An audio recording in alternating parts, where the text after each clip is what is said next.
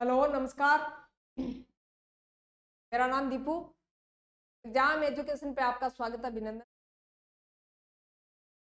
साथियों, जैसा कि आपको स्क्रीन पे दिखाई दे रहा है, एड्स यह एक भयानक रोग है। इस प्रकार यह रोग होता है, क्या इसके अंदर वायरस है? किस प्रकार यह रोग एक दूसरे से फैलता है? क्या इसका प्रतीक है? इसका प्रतीक है वो किसको इंगित करता है? और किस प्रकार के वेरिएंट इसके अंदर देखने को मिलते हैं? किस प्रकार के क्वेश्चन एग्जाम के अंदर पूछे जा चुके हैं और किस प्रकार के क्वेश्चन पूछे जा सकते हैं, उसको हम बिल्कुल साधारण सी भाषा के अंदर देखेंगे। यह भारत के अंदर ही नहीं, पूरे वर्ल्ड के अंदर सबसे भयानक रोग है कि हम चर्चा करेंगे। अभी तक इसका पूर्णतः इलाज संभव नहीं हो पाया है, यानी अगर लास्ट स्टेज के अंदर व्यक्ति आ जाता है तब उनकी मृत्यु होना निश्चित होती है इस रोग के अंदर। तो कैसे हम हमारे आसपास लोगों को जागरूक करें, तो इसका बचाव ही उपाय है। सबसे पहले एड्स का पूरा नाम की बात करें तो इसका पूरा नाम होता है एक्वायर्ड इम्यूनोडेफिशिएंसी सिंड्रोम। क्या होता है? एक्वायर्ड इम्यूनोडेफिशिएंसी सिंड्रोम इसका पूरा नाम होता है। एक्वायर्ड का मतलब होता है अर्जित। क्या होता है? एक्वायर्ड का मतलब होता है अर्जित, अर्जित ग्रहण किया हुआ। एक्वायर्ड का मतलब होता है अर्जित या किसी से ग्रहण किया हुआ, दिया हुआ, अर्जित किया हुआ, प्राप्त किया हुआ। इम्यूनिमो का मतलब होता है यानी प्रतिरक्षी, प्रतिरक्षी इम्यूनिमो। डिफिशियंसी का मतलब होता है कमी। क्या होती है इसका मतलब? कमी।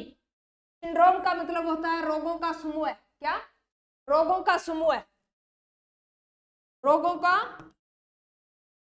समूह है। क्या होता है? सिंड्रोम होता है। तो एक्वायर्ड अर्जित इम्यूनिमो प्रतिरक्षी डिफिशियंसी यानी कमी और सिंड्रोम यानी रोगों का समूह। तो इसका पूरा नाम कई एग्जामों के अंदर पूछा जा चुका है कि एड्स का पूरा नाम बताइए, तो एक्वायर्ड इम्यूनिमो डिफिशियंसी सिंड्रोम। क्या? एक्वायर्ड इम्यूनिमो डिफिशियंसी सिंड्रोम इसका पूरा नाम है। अब अपन देखते हैं, यानी ये देखो एक्वायर्ड इम्यूनिमो डिफिशियंसी सिंड्रोम, यह इसका सिंबल होता है। क्या? यह इसका सिंबल होता है। प्रतिवर्ष 1 दिसंबर को एड्स दिवस मनाया जाता है। एड्स दिवस मनाया जाता है लोगों को जागरूक करने के लिए। यानी जो HIV पॉजिटिव है, क्या HIV पॉजिटिव है, उसको कौन से प्रतीक चिन्ह से जागरूक करते हैं? इस चिन्ह से। इसका मतलब होता है एकता व सद्भावना। क्या? एकता व सद्भावना, यानी जो HIV पॉजिटिव है उसके अंदर एकता व सद्भावना, वो किसी भी प्रकार से क्या ना हो, डिमोटिवेट ना हो। तो प्रतिवर्ष 1 दिसंबर को एड्स दिवस मनाया जाता है, ये आपको ध्यान में रखना। अब होता है इसके अंदर HIV पॉजिटिव वायरस। क्या? HIV virus. अब कई बार HIV का पूरा नाम पूछ लिया जाता है। क्या? HIV का पूरा नाम पूछ लिया जाता है, यह पूछा जा चुका है। तो आप ध्यान में रखोगे, H का मतलब होता है ह्यूमन, ह्यूमन। I का मतलब होता है इम्यूनिमो। क्या होता है? इम्यूनिमो डिफिशियंसी। क्या होता है? डिफिशियंसी। ह्यूमन इम्यूनिमो डिफिशियंसी वायरस का पूरा नाम है ह्यूमन इम्यूनिमो डिफिशियंसी वायरस। ह्यूमन यानी मानव के अंदर। अब यह रोग होता कैसे है? सबसे पहले हम देखेंगे कि ये होता है वायरस, प्रकार का वायरस होता है। यानी अब अपन देखा होगा जब कोविड वायरस आया था उसके अंदर यानी ताज जैसी संरचना थी। ताज इसके अंदर मुख्यतः दो पदार्थ होते हैं। क्या? यह मुख्यतः दो पदार्थों से बना होता है। बाहरी आवरण होता है जिसको कोट बोलते हैं। क्या? जिसको कोट बोलते हैं। तो बाहरी लेयर से ढका होता है जिसको बोलते हैं कैप्सिड। क्या बोलते हैं? कैप्सिड। कैप्सिड बोलते हैं। यह कैप्सिड किसका बना होता है? प्रोटीन का बना होता है। किसका? प्रोटीन का बना होता है। प्रोटीन का बना होता है। इसके अंदर आनुवांशिक पदार्थ होते हैं, जेनेटिक मटेरियल जिसको बोलते हैं आनुवांशिक पदार्थ। इसके अंदर क्या होते हैं? आनुवांशिक पदार्थ होते हैं। आनुवांशिकी पदार्थ होते हैं तो बोलते हैं जेनेटिक्स मटेरियल। आनुवांशिक पदार्थ होता है। यह पदार्थ ही क्या करता है? भयानक रूप धारण करता है। क्या? यह पदार्थ ही रोग फैलाने की संभावना क्या करता है? प्रबल करता है। तो आप ध्यान में रखोगे वायरस के अंदर मुख्यतः, वैसे तो कई प्रकार की चीजें होती है इसमें, तो मुख्यतः दो होती है। कैप्सिडो प्रोटीन का बना होता है।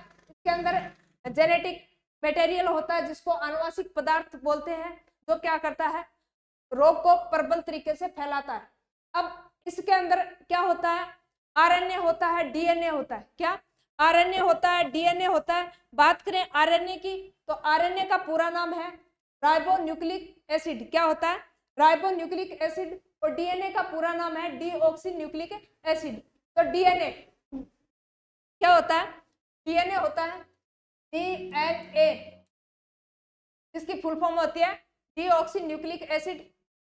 एक कुंडलित होता है। क्या? एक कुंडलित होता है। वैसे डीएनए की खोज किसने की थी? वाटसन एवं क्रिक नामक साइंटिस्ट ने। कब? वाटसन एवं जो क्रिक नामक साइंटिस्ट ने, उसने द्विकुंडलित मॉडल दिया था डीएनए का। तो पूछा जा सकता है क्वेश्चन, डीएनए का द्विकुंडलित मॉडल किसके द्वारा दिया गया था? तो वाटसन व क्रिक के द्वारा। किसके द्वारा? वाटसन व क्रिक के द्वारा। डीएनए किसमें चेंज होता है? डीएनए आरएनए में बदलता है। क्या?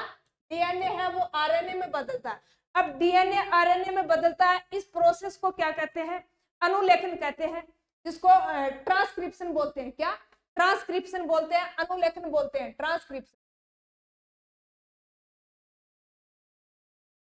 ट्रांसक्रिप्शन जिसको बोलते हैं अनुलेखन। ट्रांसक्रिप्शन, डीएनए को आरएनए में बदलना ट्रांसक्रिप्शन, अनुलेखन कहलाता है। फिर है वापस आरएनए से क्या होता है? यानी डीएनए बनता है इसके अंदर। क्या?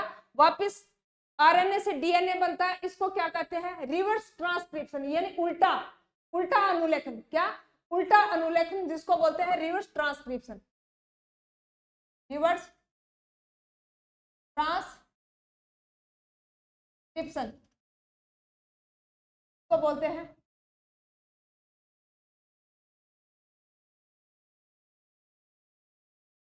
ट्रांसक्रिप्शन, जिसको बोलते हैं।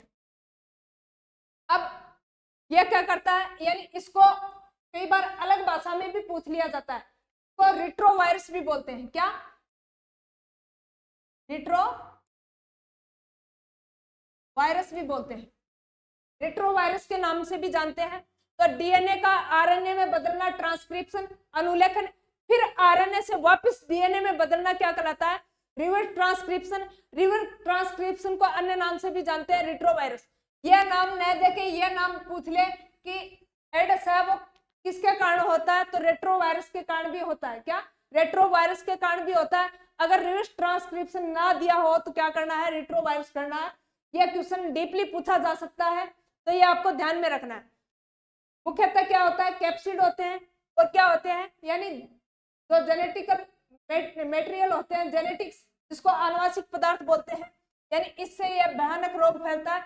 इन्वॉल्व एंजाइम भी होते हैं, आरएनए भी होते हैं। तो मुख्यतः आपको ध्यान में रखना है, यानी डीएनए वो आरएनए में बदलता है, इसके अंदर रिवर्स ट्रांसक्रिप्शन की क्रिया होती है, रेट्रोवायरस बनते हैं। एचआईवी का पूरा नाम पूछे तो ह्यूमन इम्यूनो डिफिशियंसी। क्या? ह्यूमन इम्यूनो डिफिशियंसी होता है। अब यह देखो, यह इस प्रकार का वायरस है। क्या? इस प्रकार का वायरस है। अब इस प्रकार के वायरस में कई प्रकार की सेल होती है। ये देखो व्हाइट ब्लड सेल, जिसको श्वेत रक्त कोशिका बोलते हैं, क्या श्वेत रक्त कोशिका बोलते हैं। यह ग्रेनुलोसाइट एग्रेनुलोसाइट दो टाइप में डिवाइड होती है। इसके अंदर न्यूट्रोफिल होती है, इओसिनोफिल होती है, बेसोफिल होती है। उसके बाद में यानी एग्रेनुलोसाइट है, उसके अंदर लिम्फोसाइट होती है, मोनोसाइट होती है। फिर किस में डिवाइड होती है, यानी बी लिम्फोसाइट में डिवाइड होती है, टी लिम्फोसाइट में डिवाइड होती है, और जो किलर सेल होती है उसके अंदर डिवाइड होती है। अब क्वेश्चन पूछा जा सकता है, यानी व्हाइट ब्लड सेल है वो हमारी बॉडी की क्या करती है, रक्षा करती है, एंटीबॉडी बनाती है, रोगों के प्रति क्या बनाती है, एंटीबॉडी बनाती है। तो रोगों से लड़ने के लिए कौन सी सेल जिम्मेदार होती है, तो WBC। क्या रोगों से लड़ने की कौन सी सेल जिम्मेदार होती है, WBC। यानी ये हमारी रोगों से रक्षा करती है, सुरक्षा करती है, सुरक्षा कवच का काम करती है। जैसे ही हमारी बॉडी के अंदर जीवाणु है, वायरस है, वो घुसते हैं, उसके प्रति क्या बनाती है, एंटीबॉडी बनाती है। अब इसके अंदर क्या होता है, एड्स के अंदर, एड्स में मुख्यतः टी लिम्फोसाइट प्रभावित होती है। अगर और ज्यादा गहराई में पूछे तो लिम्फोसाइट में भी कौन सी लिम्फोसाइट, तो टी लिम्फोसाइट। कौन सी, टी लिम्फोसाइट। क्वेश्चन पूछा जा सकता है कि लिम्फोसाइट में भी कौन सी लिम्फोसाइट, टी लिम्फोसाइट कौन सी प्रभावित होती है, टी लिम्फोसाइट। अब इस टी लिम्फोसाइट में क्या बनते हैं, CD4 सेल बनती है। क्या CD4 सेल्स बनती है। यह कितनी संख्या में होती है, तो 2000 संख्या में, लगभग इसकी संख्या है वो 2000 होती है, लगभग इनकी संख्या, CD4 सेल की संख्या कितनी होती है, 2000 होती है। जब क्या होता है, मनुष्य HIV पॉजिटिव होता है। क्या, जब मनुष्य HIV पॉजिटिव होता है उस टाइम इसकी संख्या 2000 होती है। जैसे जैसे इसके लक्षण है वो भयानक रूप धारण कर लेते हैं। क्या, जैसे जैसे इनके लक्षण है HIV के वो भयानक रूप धारण कर लेते हैं, सिंड्रोम बना लेते हैं। तो उसके अंदर लास्ट में CD4 सेल है, उसकी संख्या कितनी बचती है, उसकी संख्या है वो लगभग 200 बचती है। कितनी, लगभग 200 बनती है। 200 बनते ही किसमें कन्वर्ट हो जाता है, AIDS, acquired immuno deficiency syndrome. यह स्टेज के अंदर आते ही पेशेंट की क्या हो जाती है, मृत्यु हो जाती है। क्या, पेशेंट की मृत्यु हो जाती है। अपने को याद रखना है, यानी कौन सी सेल प्रभावित होती है, तो लिम्फोसाइट। लिम्फोसाइट में भी अगर लिम्फोसाइट ऑप्शन में नहीं दिया हो, टी लिम्फोसाइट दिया हो, तो लिम्फोसाइट में भी कौन सी याद रखनी है, टी लिम्फोसाइट। टी लिम्फोसाइट में CD4 सेल बनती है। CD4 सेल है वो लगभग 2000 संख्या में होती है।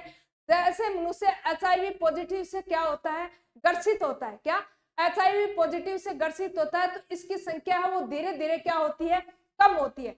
अब धीरे धीरे कम होगी, लास्ट में कितनी बचती है, यानी जब पीक सीमा पर होता है HIV पॉजिटिव, लास्ट में एड्स बनता है, तो लगभग इनकी संख्या है वो 200 बचती है, जिससे रोग है वो भयानक रूप धारण कर लेता है और लास्ट में पेशेंट की क्या हो जाती है, मृत्यु हो जाती है। कौन से रोग में, एड्स रोग में। अब यह तो आपको ध्यान में रखना है कि किस प्रकार क्वेश्चन पूछे जा सकते हैं। अब इसका फर्स्ट रोगी है वो 1981 के अंदर मिला था। कब, 1981 के अंदर यूएसए के अंदर मिला था। और भारत के अंदर प्रथम रोगी पूछे तो 1986 में, यानी चेन्नई के अंदर, दक्षिण भाग में, भारत का जो दक्षिण साइड का एरिया है, चेन्नई के अंदर 1986 में, 1981 में यूएसए में। ये आपको ध्यान में रखना। वन डे एग्जाम, ये कोई पीसीएस एग्जाम हो उसमें भी पूछा जा सकता है।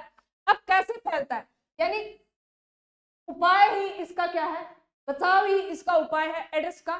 तो किस किस माध्यम से फैलता है, बात करें इसके फैलने की, तो अनप्रोटेक्टेड सेक्स करते हैं।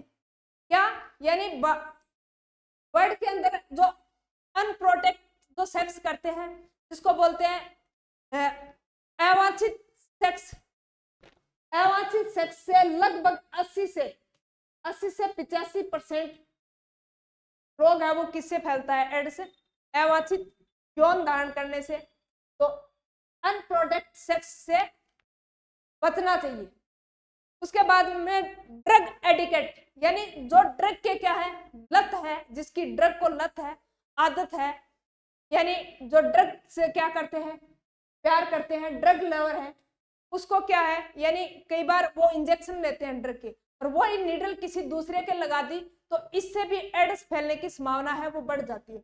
उसके बाद में ब्लड, आप ब्लड दान करते हो, ब्लड डोनेट करते हो, तो यानी एक दूसरे का ब्लड डोनेट करने से, यानी रोगी व्यक्ति का ब्लड डोनेट किसी स्वस्थ व्यक्ति को कर दिया तो इसका मतलब 100% है वो एड्स फैलने की संभावना बढ़ गई।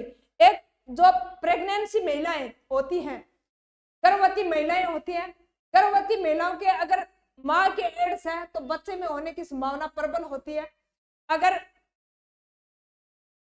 क्या है, उन्होंने अगर अनप्रोटेक्टेड सेक्स किया है तो बच्चे के अंदर इसकी संभावना है वो प्रबल हो जाती है।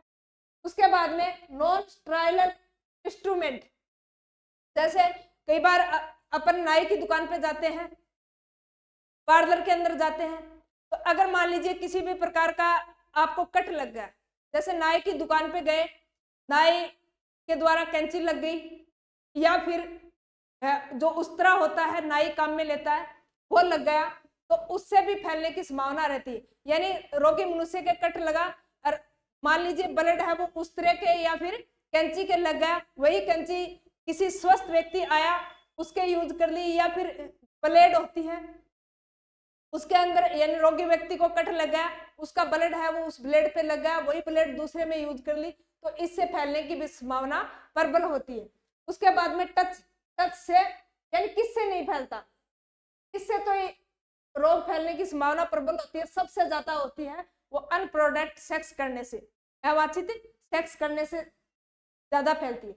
अब टच करने से नहीं फैलती, यानी कई बार अपने आसपास देखा होगा एड्स जिनके हो गया उनसे हाथ मिलाने से कतराते हैं, बोलने से कतराते हैं, यानी उसके साथ बिहेव है वो गलत करते हैं, तो ऐसा नहीं होना चाहिए।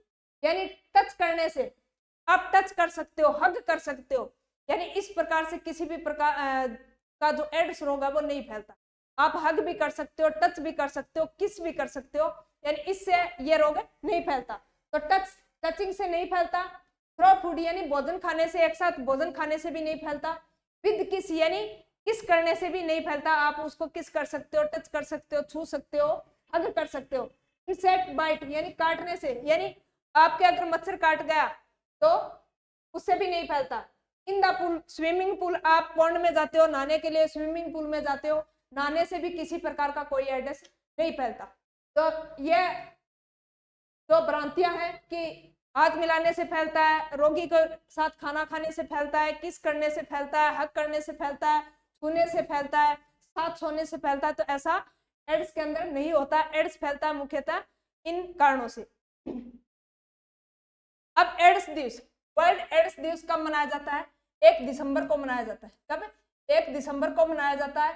यह एकता व सद्भावना का प्रतीक होता है। क्या? एकता व सद्भावना को का प्रतीक होता है। तो ये अपना चैप्टर था। अब सिंपल भाषा में समझ लेते हैं। एड्स का पूरा नाम एक्वायर्ड इम्यूनोडेफिशिएंसी सिंड्रोम। उसके बाद यानी प्रतिवर्ष है वो 1 दिसंबर ने एड्स मनावा, और यह सद्भावना एकता वो प्रतीक है।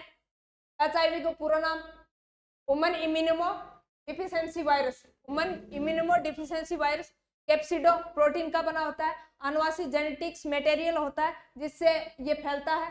डीएनए बदलेगो आरएनए में, आरएनए फिर पाछो क्या बदलेगो डीएनए के अंदर जन के बोला रिट्रांसक्रिप्शन, और जन आगे जाके क्या बोला रिट्रोवायरस बोला। वह बाद में क्या है, वह बाद में यानी इस प्रकार के वेरिएंट बनते हैं।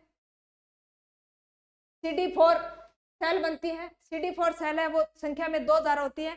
लिम्फोसाइट सेल में भी टी लिम्फोसाइट के अंदर बनती है, उसकी संख्या धीरे धीरे क्या होती है, कम होती है, और लगभग कितनी बचती है, 200 बनती है, जिससे यानी HIV से क्या बन गया, एड्स बन गया।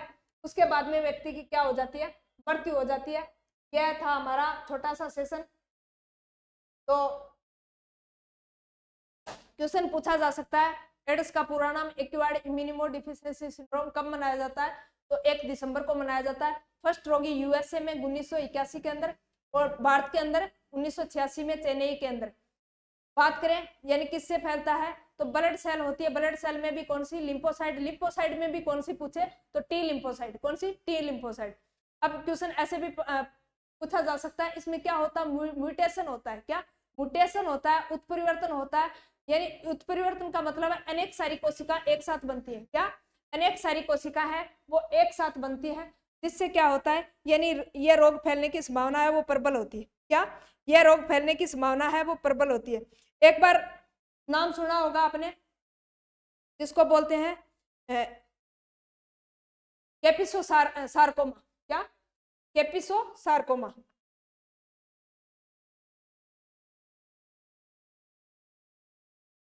सार्कोमा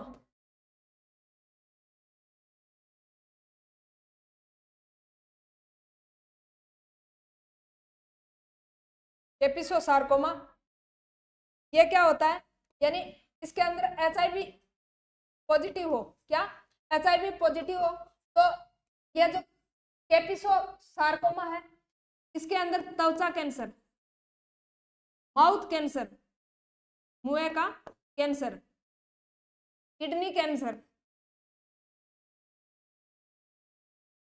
यह ज्यादा फैलने की संभावना होती है। तो आपको पूछा जा सकता है केपिसो सार्कोमा HIV पॉजिटिव के अंदर, एड्स के अंदर, इसमें कैसा होता है, त्वचा का कैंसर हो जाता है, मुंह का कैंसर हो जाता है, इसमें कैप्सिको सार्कोमा के अंदर। तो यह भी आपको ध्यान में रखना, यह भी पूछा जा सकता है। तो एड्स उत्परिवर्तन होता है, एड्स के अंदर म्यूटेशन की क्रिया होती है, किस प्रकार फैलता है, किस प्रकार से नहीं फैलता है, यानी यह पूरा का पूरा सेशन हमने कंप्लीट किया। सेशन कैसे लगा कमेंट बॉक्स में जरूर बताना। धन्यवाद साथियों, ऐसे ही हम जानकारी लेते रहेंगे रोज नई नई जानकारियां। धन्यवाद।